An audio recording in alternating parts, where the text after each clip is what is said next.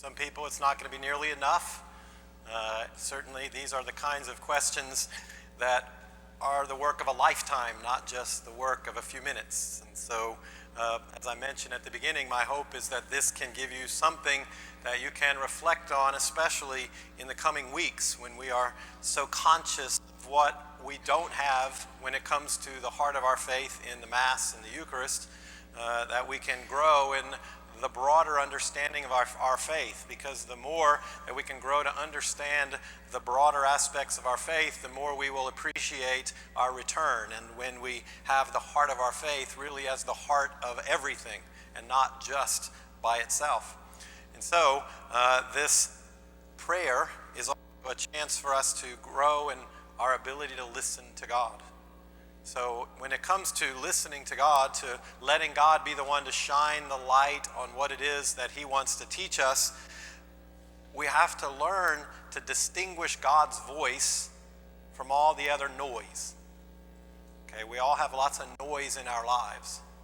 And sometimes things are loudest when we shut off all the outside noise and we're left with just what's in our heads. Then it can seem even louder than ever. So we have to learn to distinguish God's voice from all the other voices. So there's a unique ability that I have witnessed to distinguish voices. So I love at a parish gathering, you've got families all around and kids are running around doing their thing, yelling, screaming, laughing, having fun. And I'll be talking to a group of adults and I'll notice a mom kind of turn her head sideways a little bit, because out of the noise of all those kids, she hears her kid. And now she has to decide whether is that a cry that needs me or a cry that I leave alone. But she picks that out of that crowd. Why can she do that? Why can she do that? Okay, but what about the relationship with her child? Moms are typically better at this than dads. Dads have a relationship too.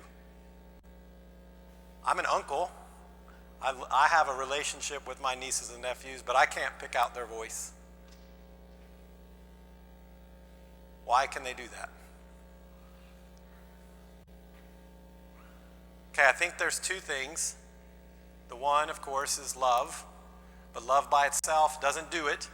I love my nieces and nephews, not like their parents, but in a real way. The other part, and this is the key for the point I want to make, the other reason that moms can do that is time spent. Time spent. So, to distinguish God's voice, it is not enough to love God. It requires time spent with God. If the time spent piece is not happening, God's voice will not stand out from all the other noise. We have to become so familiar that we pick it out, that we recognize it, that when it's there, and it will be there, that we notice. Or else, it blends in with all the other noise. There's only one way, then, to get good at this: time spent. And that time spent has to be spent listening. I have visited adoration chapels all around the state now, and very often they appear to me to be more like reading rooms than prayer rooms. Reading a spiritual book can be helpful, but it's not listening to God. Listening to God takes becoming somewhat comfortable with the quiet, and that takes practice, even more than ever, because of the noise of the world around us. And so take time with these questions, not only today, but in the weeks and lifetime ahead. Let God point out to you the deeper hunger of your heart, because God can reveal what we will not see on our own. Now, you'll notice the title at the top of that page, that first point, it has the word kerygma experience. If you've read anything about evangelization, then you've come across the word kerygma. So we like fancy words in the Catholic Church, and so we get this Greek word. What the kerygma means is the basic gospel message. Kerygma is, what did Jesus actually teach? Because when you know the kerygma, you know everything. Literally, the word means proclamation. And so it's what Jesus preached. And what Jesus preached was God's plan, revealing God's plan. And so God's plan starts with creation. Creation reveals God's love for us, that God wants a relationship with us, which is why he created us. No single one of us is here by accident. We were intended by God for this moment. We're brought into this world specifically by God so that today you could be the age that you are. God created us intentionally.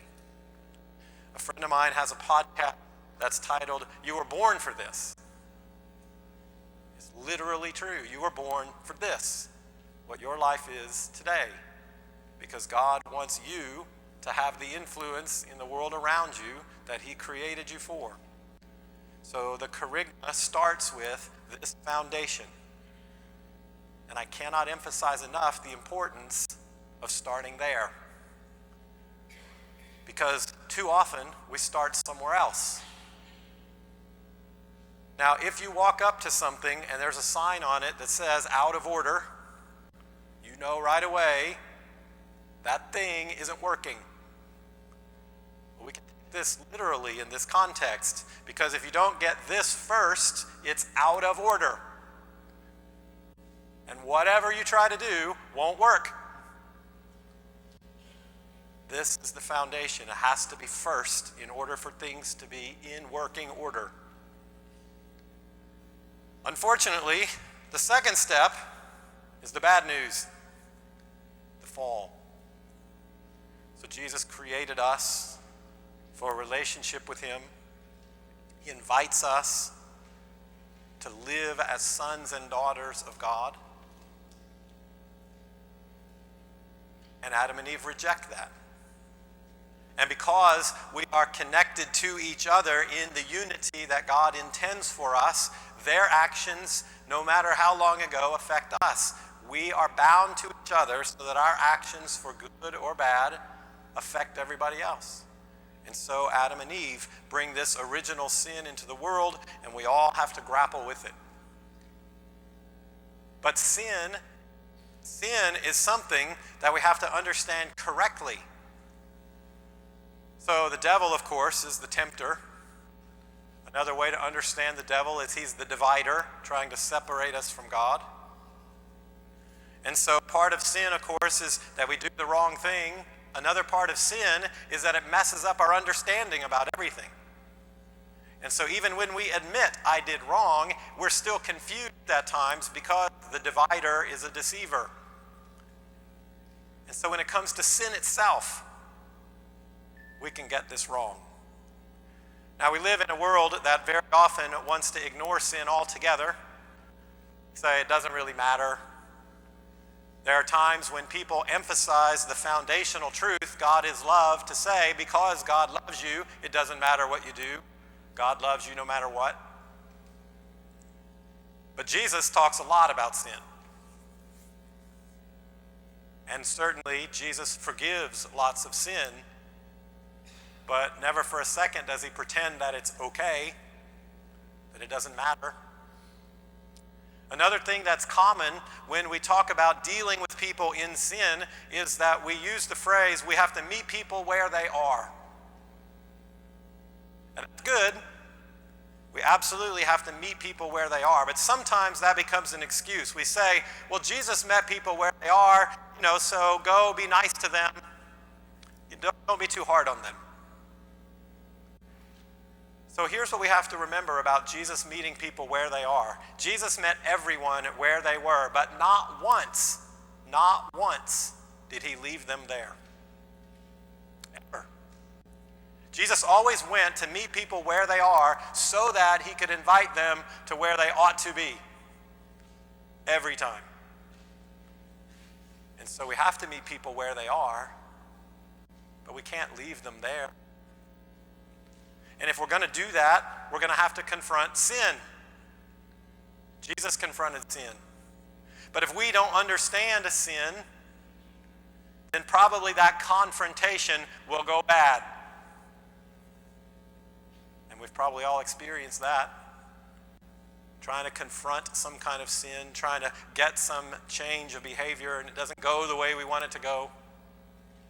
But part of that happens in our own understanding of what's going on. So one of the ways to understand sin, or the only way really to understand sin, is to think about it within the relationship. We don't do that a lot of times. We think about sin in terms of the list of rules. We have a God who is the divine rule maker, and these are the rules. But God is a relationship. God invites us to a relationship. And when God looks at sin, it is only in terms of its effect on the relationship, not on according to have we broken the list of rules or not. So this image of the divine rule maker gets rooted in us, and it affects not only the way that we see God, but it affects our ability to look correctly at sin in order to be brought back into the relationship. So instead, we look at sin and then we live with this doubt of, can this be overcome? And so again, back to confession. It's a constant struggle for people that say, I committed this really big sin in my life and I've confessed it, but I just still feel like it's there. I just can't feel forgiven. As a common refrain that we struggle with in our confessions. So we have to have the right understanding of sin. Now, one of the ways for us to understand it correctly, one of the ways for us to see how Jesus teaches about it, to understand it in terms of a relationship, is to think about the many times in the Gospels that Jesus holds up a child. Jesus holds up children and tells us, be like this. So why does he do that? What quality do you think that he wants us to get to with those kids? The first thought that usually comes up in our minds is innocence. Be innocent like these children. So let's have a show of hands. Who here is innocent? Just me? So who here, if you tried hard enough, could become innocent? Nobody. So I don't think that it means innocence at all, because I don't think that Jesus tells us to do something that's impossible to do. Now he says, all things are possible with God, and I think what happens is we kind of say, okay, all things are possible with God, and then we don't believe it, because we don't really think that we can be innocent. And so it's one of those things that we know Jesus teaches, and then we dismiss and move on from, because it just can't make any sense to us. And so then this truth that Jesus repeats never enters into our lives because it just seems impossible. And so I don't think the answer is, well, all things are possible with God. I think that it doesn't mean innocence at all.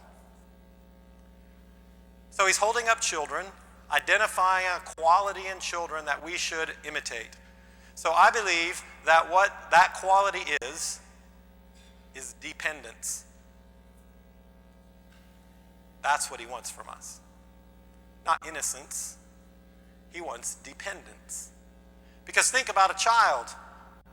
A child is not only dependent, but they're perfectly content to be dependent.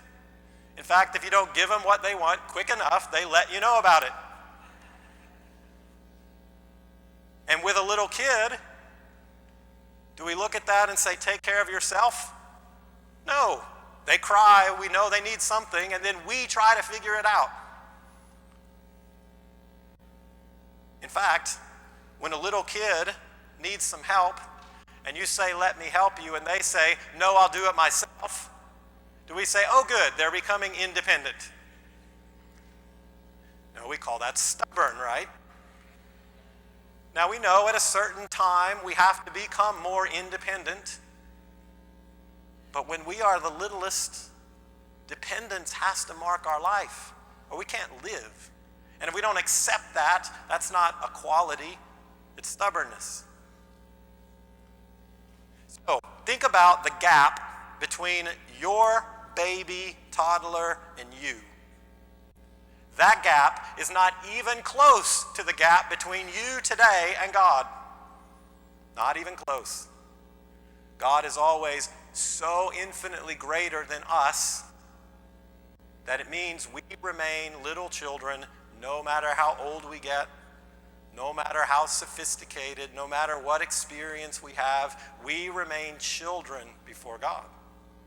And the fundamental attitude about our relationship with God needs to be dependence. I depend on God. If I don't see it that way, I look at God as the divine rule maker and I work to measure up, and God looks at us and considers us stubborn children, like the older brother in the prodigal son story. So we have to not only be dependent, which we are, we have to accept that we are independent. So think about the sin of Adam and Eve in that light. The devil says, eat that fruit. If you eat that fruit, you won't need God. God is deceiving you. God doesn't want you to eat that fruit because then you won't need him anymore. And they give in to the temptation to become independent, which was a lie, of course, because we can't become independent. So they grab for that fruit, and the damage is done. Now, there's another part of that story that I think is crucial for our right understanding of sin in order for us to deal with sin as a relationship with God. And there's some details of the story that I think really matter. So think about what actually happened. The devil tempts. Eve listens to temptation. And what does she do? She takes that fruit. Now, the word apple is not in the Bible. I'm fine with the apple image. I like art that pictures it for us. It helps us. So the apple thing is fine for kind of visualizing it, but it wasn't an apple. And the reason that it's important not to think about it as an apple is because what kind of fruit it actually is matters enormously. So what fruit was it? The fruit of knowledge of what? The fruit of the knowledge of good and evil. The fruit of the tree of knowledge of good and evil. That matters enormously. Now we'll get to why that matters, but let me ask you this first. Why was that tree even there? Why was it there at all?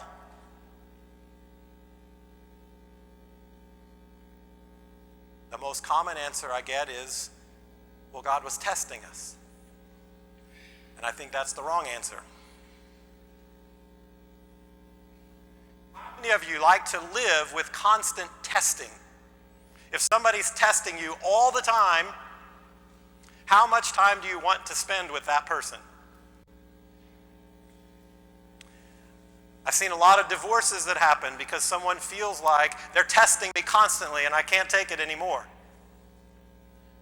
So if we have the image of that tree as testing and we know God put that tree there, then what happens is we picture God as constantly testing us. And we live that way. God is the divine rule maker. God's the boss. I accept that God's the boss, so God gets to make the rules. I accept that rules are important, and so I try to follow them. But it's just exhausting. Because my mentality is, don't mess up. As soon as you slip, it's all over. We have this image of God when we go to confession of standing there with the divine clipboard, just waiting for me to miss one. Aha, I gotcha. So this creates an image of God where we believe in a God who is trying to exclude us. He's trying trying to leave us out. He's looking for the chance we mess up, and then he gets to leave us out. That's what he really wants. Now, we wouldn't articulate it this way, but we think this way. We live this way whenever we try to measure up. And the devil who tempts turns right around on us when we sin and say, oh, you messed it up now. God's got you.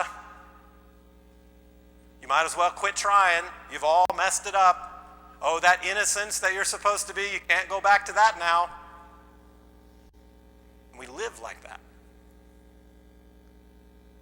And so God is not there testing us. We do not believe in a God who is looking to exclude us. We believe in a God who makes every excuse to include us.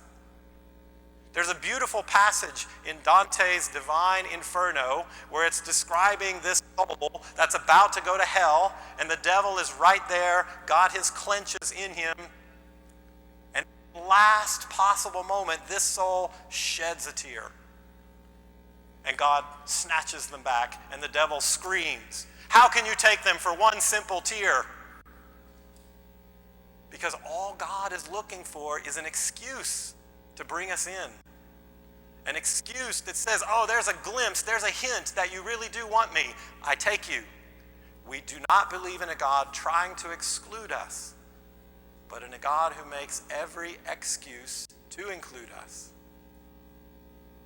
It's a fundamentally different approach. So back to the story of the tree. So the reason the tree is there is not to test us. The reason the tree is there is because God created us to share fully in his creation. And at the moment of Adam and Eve, God's creation has already included evil. And evil was not created by God. Evil comes from the angels rejecting God. So what we believe about the angels is they are part of God's creation, and like us, they have free will. And when the angels were created, they had to decide, will they accept God or not? And those that reject God, they live from then on in attack mode against his creation. And we know that's already happened in the story because the serpent's there already. And so that means evil exists. So the tree is the knowledge of good and evil. Now, in your home, when you are raising those children, you get to make the rules. Do you see yourself as the homemaker? Do you make those rules because now you're the boss? Now you're the big person? You can take out on your children what your parents took out on you? Is that why you do it? Of course not. Now, when your children do something wrong when they're in that little age, and you try to explain to them why that's wrong, how well does that go? They don't understand it. They can't understand it. No matter how many times you try to explain it to them, they can't understand it. So there they come home from Halloween, pour all their candy out, and then you say you can't eat all that right now. Do they want to? Yes. And when you explain to them, it'll upset your stomach. Do they say, oh, okay, and they put it all away? No. They even know that what you say is true, and that doesn't change the fact that they still want it. And so finally you reach the point where you're, because I said so. I know that you grandparents in here take particular delight when your children say, I won't say that, and then you hear them say it the first time. Because there is no other answer. So think about what the answer, because I said so, really means. It means, I know better than you, and I love you, and I can't allow something that I know will hurt you, even if you don't like it, even if you don't understand it. I can't allow something that will hurt you. And I will do everything in my power to protect you. One of the hardest things about being a parent is as your children get older and they get exposed to real evil. Maybe they see something on the news and their little brains can't comprehend it. And there you are trying to help them make sense of it, which you can't, of course. All you can do is wrap them up and say again, I love you, trust me. I wish I could have prevented you from that, and now I need you to trust me. This is what's really happening in the Garden of Eden. There's the tree of the knowledge of good and evil. And God says, don't eat that fruit because you can't handle it. Because if you become aware of evil, it will rock your world. You cannot comprehend that. And once you get exposed to that, it's going to mess everything up because you don't know how to handle it. You can't handle it. And so what God is saying, not, here's your test, don't mess it up. God is saying, trust me. You're better off without this. And if you trust me and avoid this, your life will be better. I can't block it off, because if I block it off, then I'm closing off to you what I made you for, which is to share my life. This is a part of this world. I'm just asking you to trust me when it comes to this. That's the attitude of a parent.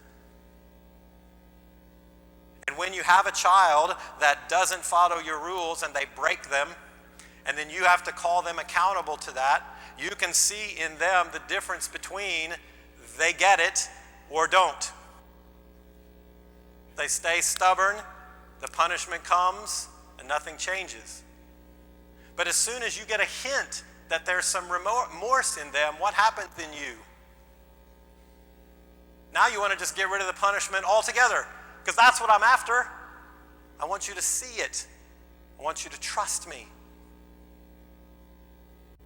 And so God is continually inviting us to trust him. So the only way to understand sin really is to avoid the image of God as the divine rule maker, which we can't live up to. And we have to see God as a loving Father. The loving Father who created this world to protect us. But this world has garbage in it, and so he says, depend on me. Trust me. Don't go grabbing for something that you won't be able to handle, that you cannot understand.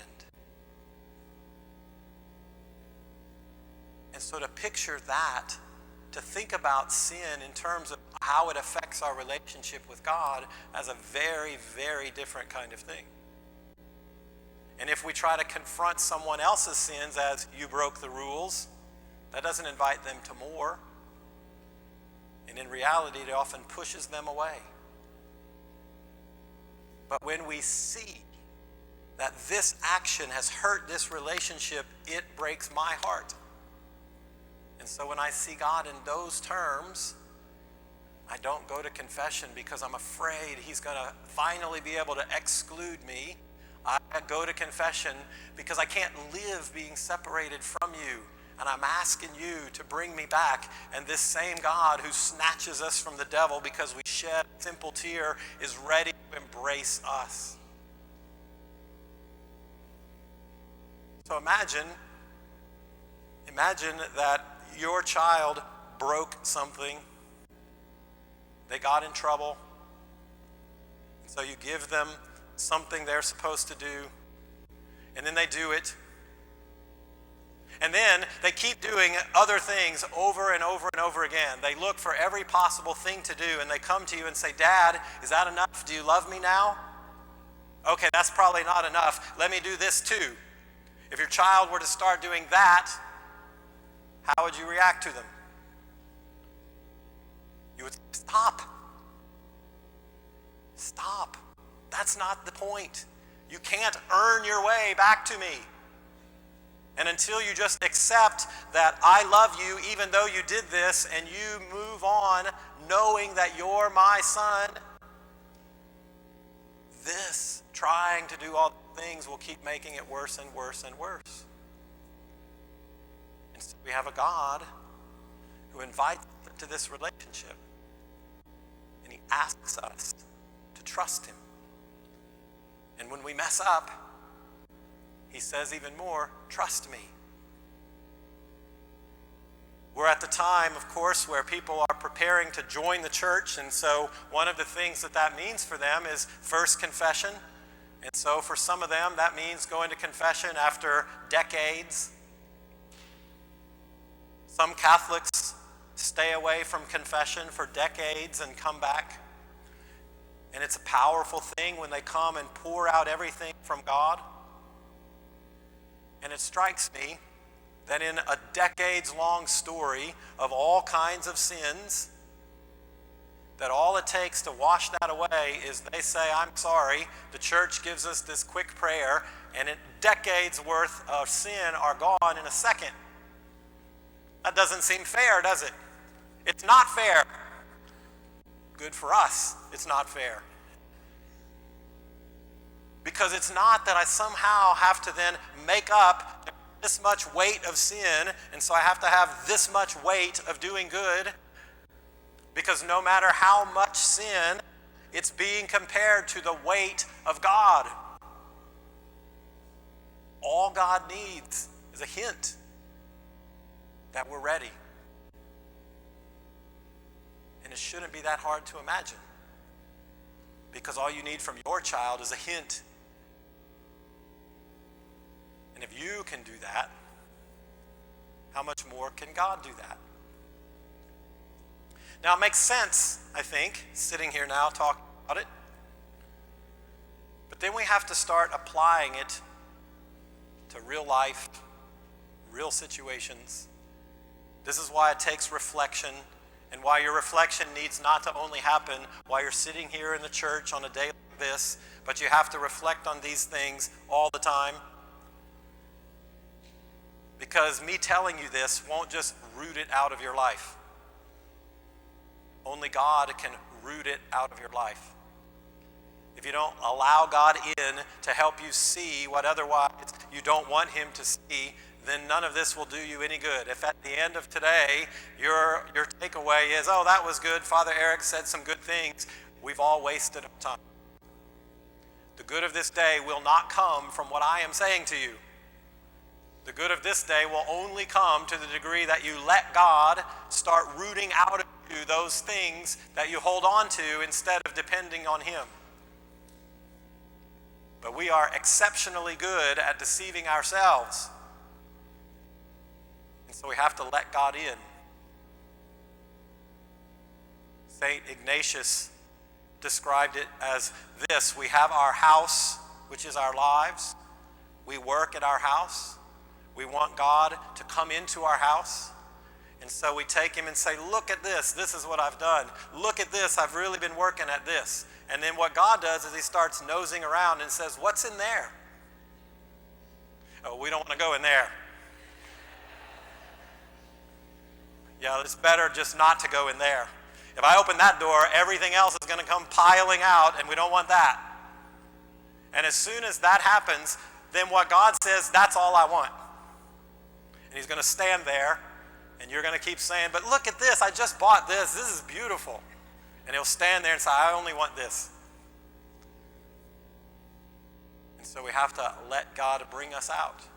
We have to reflect on how we think about rules. Of course, this takes humility.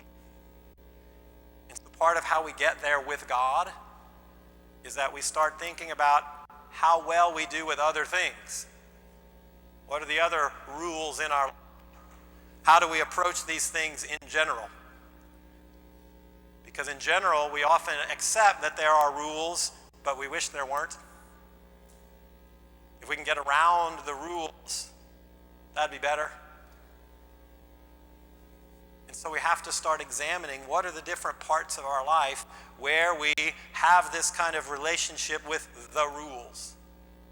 Now, we live in a man-made world where there are rules we shouldn't follow, but there's a lot more rules for us living here that we should follow, and following them can help us in our relationship with God.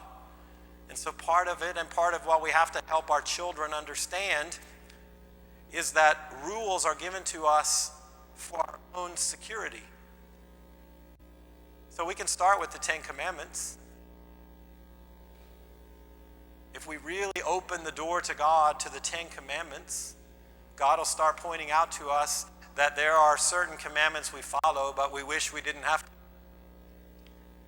Where we look at other people who don't follow them and say, that looks like fun. I would do that if I wasn't afraid I'd get punished for it. Anything we do out of a fear that we'll get punished shows us I'm not free. Because when we understand the rules and we understand that they protect us, then we follow them because we see the good in them. The commandments are that.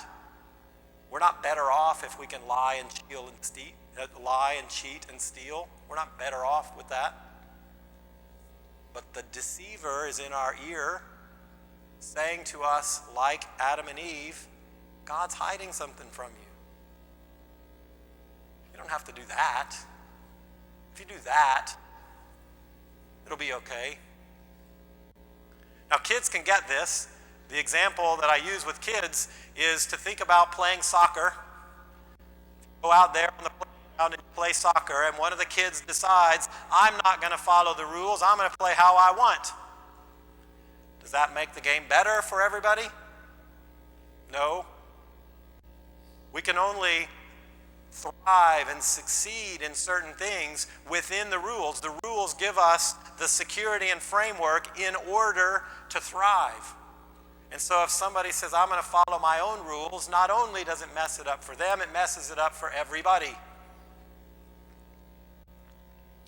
Or we could take the piano. Every single one of us in here can play the piano, but probably most of us can't make music. The only way to make music with a piano is to know the rules of the piano. If I ignore the rules and start plinking away, it makes sound, but it doesn't make music. The rules allow beauty to come through. The rules allow us to thrive so that what God places in us can be turned into something that gives glory to God. But not if we ignore those rules. So we have to examine the different ways that that can affect us. Now, and the questions that you're going to have for this reflection on sin. I have broken my relationship with God by my sin. Now, this reality of sin that needs to be reconciled, that needs to be healed and restored, because we are connected to each other, sin does damage in our world. And so my sin can do damage to me and to other people. Someone else's sin has an effect on my life. If I am injured by a drunk driver, it was not God's will that that happened to me. It's rather that God has created us into a world where we are bound to each other and evil and sin exist. This sin of Adam and Eve didn't just affect their relationship with each other, it broke the order of the world. The world was perfectly in order because everything was in line with God, and sin ruptured that. And so the world itself is broken. So when natural disasters happen, it's not because someone sinned, it's because everyone sinned. It's because order itself is broken. That's the damage of sin. So if we're going to reconcile with God, We have to account for the sins I have committed, and we have to account for the times I've been the victim of sin. Because other people's sin causes trauma in my life. And that trauma in my life is part of the effect of sin.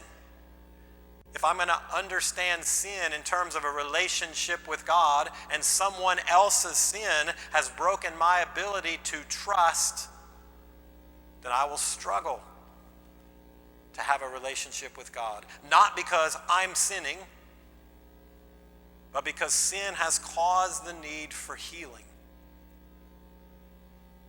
That healing has to happen.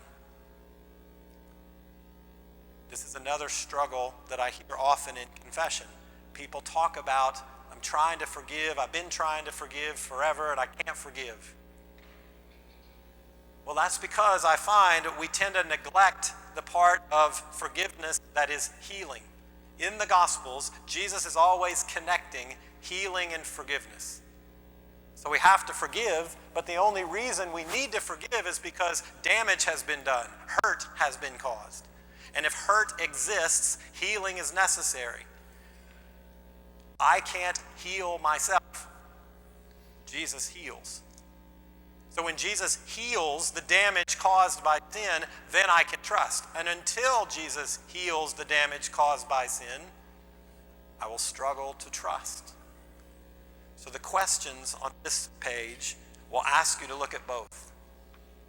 What is it in my life that needs healing? What is it that I have done that has caused hurt that needs to be reconciled?